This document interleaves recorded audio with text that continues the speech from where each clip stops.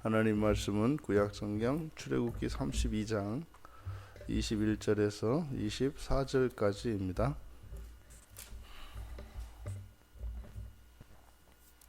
우리 같이 한 목소리로 함께 읽겠습니다. 모세가 아론에게 이르되 이 백성이 당신에게 어떻게 하였기에 당신이 그들을 큰 죄에 빠지게 하였느냐? 아론이 이르되 내 주여 노하지 마소서. 이 백성의 악함을 당신이 아나이다. 그들이 내게 말하기를 우리를 위하여 우리를 인도할 신을 만들라. 이 모세 곧 우리를 애굽 땅에서 인도해낸 사람은 어찌 되었는지 알 수 없노라 하기에 내가 그들에게 이르기를 금이 있는 자는 빼내라 한즉 그들이 그것을 내게로 가져왔기로 내가 불에 던졌더니 이 송아지가 나왔나이다. 아멘. 모세는 이제 백성들이 큰 죄에 빠졌다고 말씀을 하면서 그 백성들의 죄에 이 범죄에 대해서 아론을 문책하고 있습니다. 그러니까 이것은 신앙의 지도자들에게 물으시는 하나님의 물음입니다. 여기서 당신이 어떻게 하였기에 라고 되어 있는 어떻게 라고 하는 이 의문사가 히브리어에서는 어떻게 라고 어떻게 또는 무엇을 다 같이 이제 같은 의미로 쓰입니다. 그러니까 여기서는 어떻게 하였기에 라기보다는 무엇을 하였기에 라고 하는 것이 좀 더 뜻을 분명하게 드러냅니다. 당신이 무엇을 하였기에, 그러니까 모세는 백성들이 이런 금송아지 우상을 만들어서 그 우상에게 예배하고 있는 이것을 보고 모세는 아론이 무엇인가를 했다는 거죠. 아론이 백성들에게 어떤 일을 무엇인가를 했기 때문에 이렇게 백성들이 하고 있다라고 단정하고 있습니다. 이것은 1차적으로는 목회자들이겠고 더 나아가 기독교인 된 모든 어른들 다 포함이 됩니다. 그래서 이 지도자들의 또 이런 어른들의 이런 어떠한 신앙 안에서의 잘못된 어떤 행동들이나 이러한 것들은 분명히 후손들에게 그리고 지도를 받는 이들에게 이렇게 치명적인 잘못을 할 수 있게 된다라고 하는 사실을 우리가 늘 염두에 두어야 할 것입니다. 특별히 여기서 지금 우상 숭배는 아주 큰 범죄로 규정하고 있는데 그래서 지도자들의 어떤 행위들은 특별히 백성들을 더 심각하게 타락시킬 수 있다라고 하는 사실을 모세의 말씀을 통해 우리가 배웁니다. 백성들의 큰 죄인 이 금송아지 우상을 만들고 그것을 숭배한 것, 이것에 대한 모세의 문책에 아론의 변은 참 구차하기 이를 데 없습니다. 그냥 모세가 가서 안 오니까 대신 신을 만들라고 해서 금을 빼내라고 해서 가져온 거를 불에다 넣었더니 송아지가 나왔다는 거예요. 기적이죠. 그래서 빼가지고 탁 넣었더니 이게 툭 해가지고 송아지가 걸어 나왔다고 아는 것만도 다행해. 송아지가 만들어졌다. 거짓말이죠.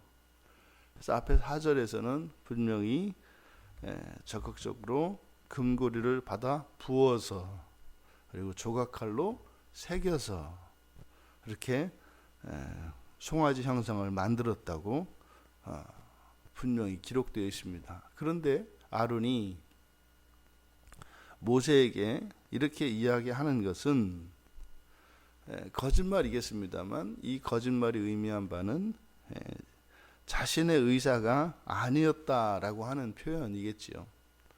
내가 하려고 한 것이 아니라 어쩔 수 없었다라고 하는 그런 표현이었겠죠. 그러니까 백성들의 강박에 못 이겨서 이렇게 한 것이다. 하지만 자신의 의사에 반하는 그런 불신앙의 행위, 그에 대해서는 핑계할 수 없고, 불신앙의 행위에 대해서는 전적으로 자신이 책임을 지어야 하는 것을 우리가 명심해야 합니다. 신앙에 있어서 불신앙의 행위들은 그 어떤 것을 핑계할 수 없습니다. 우리 환경이 어땠고, 시대가 어땠고, 나의 입장이 어땠고, 그것은 피할 수가 없습니다. 우리들이 종종 우리들의 개인적인 이유들, 이러한 환경들을 우리가 온전한 신앙생활을 하지 못하는 것에 대한 핑계로 삼는 경우들이 있는데, 그것은 절대로 아무런 도움이 되지 않는다라고 하는 것을 우리가 기억해야 합니다.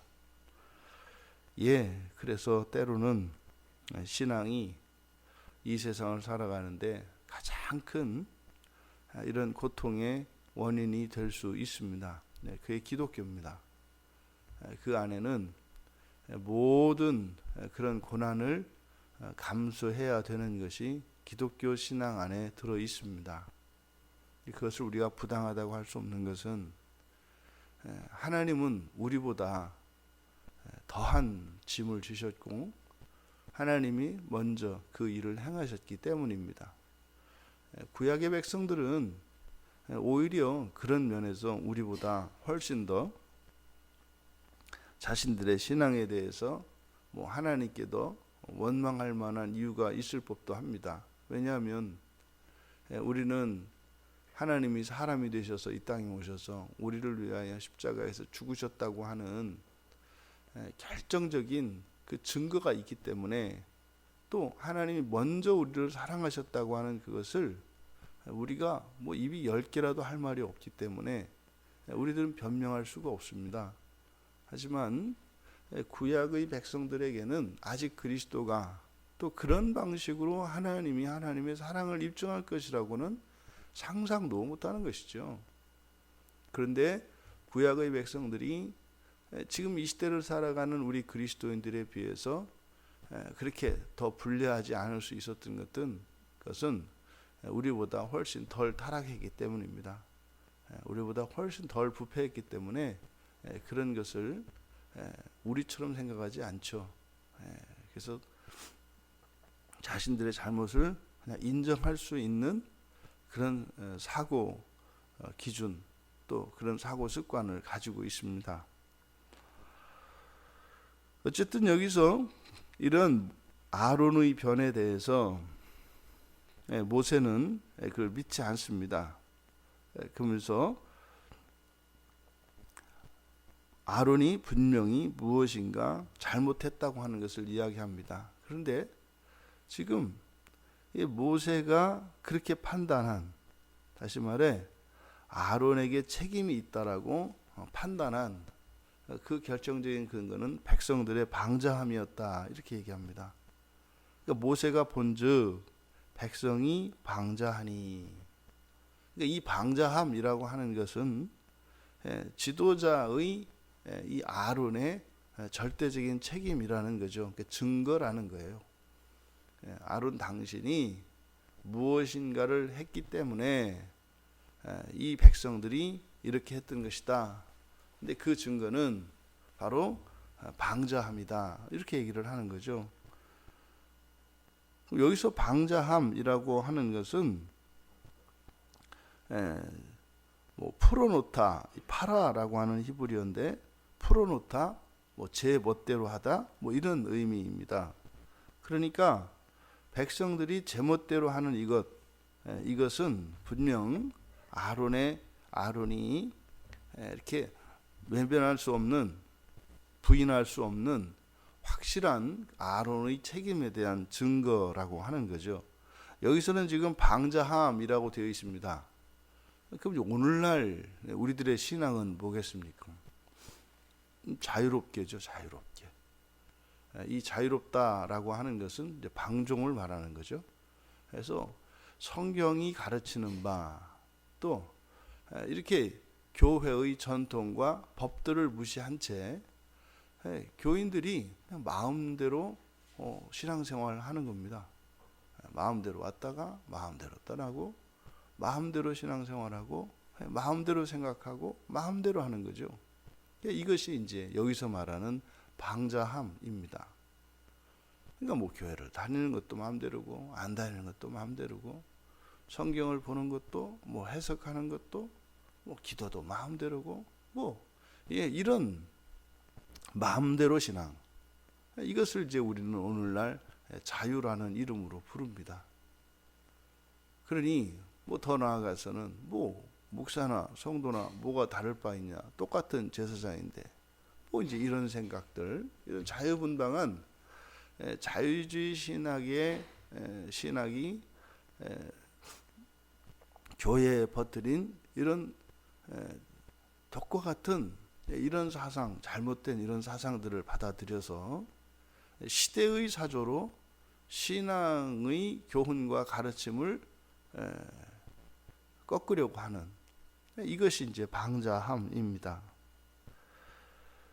이러한 방자함이 결국에는 아론으로 하여금 그렇게 금송아지를 만들어내도록 하는 그런 원인이었다고 모세는 이야기하는 것이죠.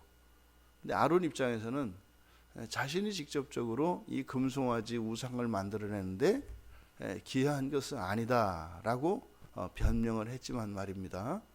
백성들로 하여금 그런 행동을 할 수 있도록 한 보다 근본적인 그 원인과 책임은 지도자인 아론에게 있었다는 것입니다. 그러니까 다른 것은 몰라도 이렇게 우상을 만들고 우상을 섬기는 이 일은 신앙의 지도자들이 정신을 바짝 차리고 있으면 일어나지 않는다는 거예요. 그런 점에서 오늘날 우리들의 신앙생활에 보이는 이러한 만연한 우상숭배, 너무나 만연하죠. 또 우상의 종류도 뭐 금송아지 하나가 아니라 뭐 은송아지, 나무송아지, 뭐 돌송아지, 또 송아지뿐만입니까? 뭐 고양이, 개, 뭐 할 거 없이 온갖 우상들이 들끓는 이 시대가 됐습니다. 제가 그러니까 맞아요. 목사님들 책임입니다. 지금 모세가 아론에게 하는 주신 이 말씀이 제 경험적으로도 알겠어요. 목사님들 책임이에요. 목사님들. 근데 또 제가 이렇게 돼 보니까 목사님들이 그렇게 된 건 성도들 책임도 있어요. 제가 알겠어요. 제가 집사로도 지내보고 이렇게 다 해서 저는 양쪽 입장을 다 알아요. 근데 이렇게 보니까 또 이렇게 성도들 책임이 커요. 특히 우리 저 장로들. 근데 또 장로는 또 사실상 어차피 교인들이 뽑는 거고, 또 목사가 절대로 안 세우면 사실 안 세우는 건데, 그러니까 이게 먹이 사슬과 같이 서로 그렇게 물고 물리는 그런 상황이 우리 시대의 현실입니다. 그러면 뭐 이미 이렇게 된 이상 우리가 해결하면 되지 않겠습니까? 누가 했든 뭐 어디서 원인이 되었든 그 악의 고리를 끊으면 되잖아요. 이제 그 시작이 우리 광야교회가 되기를 원합니다.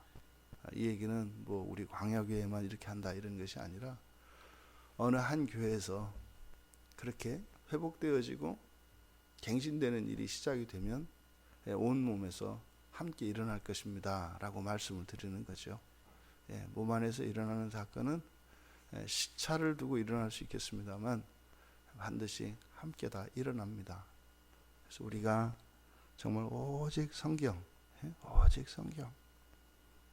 그리고 우리의 어떤 기준과 경험들, 우리가 가지고 있는 자기 법들이 아니라 우리가 성경을 읽고 또 성경에서 배우면 그것으로 우리의 법을 바꾸겠습니다 라고 하는 이 합의, 이것만 있다면 뭐 우리 교회뿐이겠습니까? 이 땅에 있는 모든 교회들이 그렇게 될 줄 믿습니다. 모세가 아론에게 물었던 이 질문, 당신이 어떻게 하였기에. 이 물음 앞에 어느 누구도 자유로울 수 없습니다. 우리가 원하든 원하지 않았든 이 시대로부터, 세상으로부터 끊임없는 이런 강박을 당합니다. 그때 우리가 물러서지 않고 신앙을 고수했더라면 사실상 이 세상은 지금보다 조금이라도 더 나은 세상으로 우리의 현실에 펼쳐졌을 것입니다. 분명히 이 세상에 펼쳐지는 모든 악함은 우리 그리스도인들의 책임이라고 하는 것을 우리가 정말로 공감할 수 있어야 합니다. 그러니 우리가 우리의 순결한 신앙을 지키는 일은 단순히 개인의 구원의 문제만 아닙니다. 그 시대와 그 민족의 삶과 직결되어 있다고 하는 이 사실을 우리 모든 그리스도인들이 마음속에 깊이 깨달을 수 있기를 바랍니다. 그래서 그리스도인들은 어른이든 애든 어른의 삶을 살아야 되는 거예요. 왜냐하면 우리의 삶은 공적이기 때문에. 우리의 개인의 사생활도 그래서 절대적인 사생활은 있을 수 없습니다. 공동체에 절대적인 영향을 미치기 때문이죠. 그러니 어떻게 우리 힘으로 우리 인생을 살 수 있겠습니까? 하나님의 은혜를 의지하지 않을 수 없고, 또 아직까지는 이 나라가 이렇게 새벽마다 모여야 하고, 또 주중에도 이렇게 저녁에 모여서 또 예배하고, 또 가정에서도 날마다 예배하고, 일터에서도 예배하고 해야 바득 지킬 수 있는 사회가 지금 대한민국이라고 하는 이 사회입니다. 우리는 대한민국 그리스도인입니다. 우리나라의 이 형편, 이 시대의 상황을 우리가 절대 간과해서는 안 될 것입니다. 오늘 하루도 우리 광야교회인들 여러분 한 분 한 분이 조금만 더 힘을 낸다면 이 나라, 이 민족이, 또 이 땅의 교회가 조금 더 버틸 수 있고 조금 더 회복되어지는 그 일에 우리가 기여할 수 있음을 믿습니다. 그것이 그리스도의 삶이셨어요. 이 세상을 구원하시고자 사셨던 삶이 그리스도의 삶이었고, 우리는 우리 세상 전체를 구하지 못할지라도 우리 하나의 신앙을 지킴으로써 그 영향이 이 세상과 이 시대에 유익이 되는 그런 놀라운 영적인 의미를 깨닫고 조금 더 참고 조금 더 힘을 내어 그렇게 그리스도의 뒤를 이어가는 우리 모두가 되시기를 주님의 이름으로 축원합니다. 존귀하신 하나님, 그리스도인의 삶의 그 위대함과 그 공적인 사명이 어떠한 것인지 다시 한번 깨닫게 하는 사건이었습니다. 하나님, 정말 저희들이 그리스도께서 사셨던 그 공생의 뒤를 이어 저희들 각자에게 맞는 분량을 따라 그리스도인으로 이 하루를 살게 하시고, 그것의 영광과 기쁨이 저희들에게 만족되게 하시며 저희들을 통하여 하나님이 영광 받으시고 기뻐하시는 은혜로운 이 한날 되게 하옵소서.